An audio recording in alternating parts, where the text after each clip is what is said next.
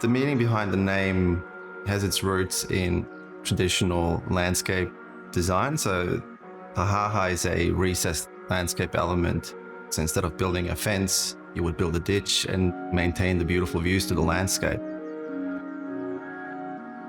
We've inverted the ha-ha into a reverse ha-ha, where we've created a landscape mound to give outlook from the living spaces and create an attractive public realm.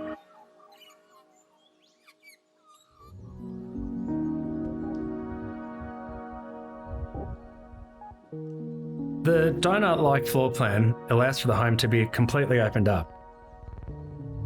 Instead of having blank dead ends, it gives us access to natural light and cross ventilation. Endless circulation. We had to design this house from the back to front. One of the fundamentals that we really wanted to achieve was, wherever you are in the house, you're always looking at landscape or connected to landscaping.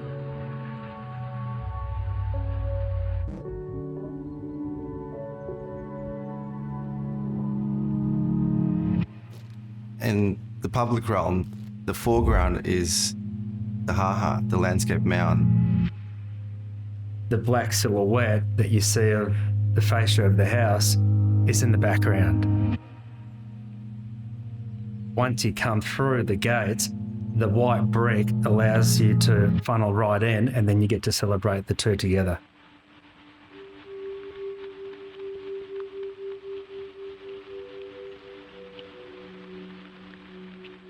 Brick is a very versatile material that can be applied in many different ways, and we wanted the material to really become a hero in the project. It's not just on the walls, it also extends internally. It creates a holistic approach to the space. That black charred timber transitions you from the start of the house all the way to the end. There's that complementing contrast in the softness of the naturally treated timber, and then the brick, that solid element, allows for the two to, I guess, live with one another, so it's not overly dark, so you get this amazing atmosphere.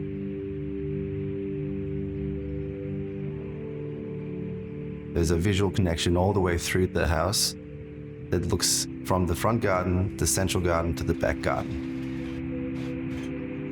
So you walk through program rather than adding extra corridors. And by putting in a courtyard, all the rooms have aspect.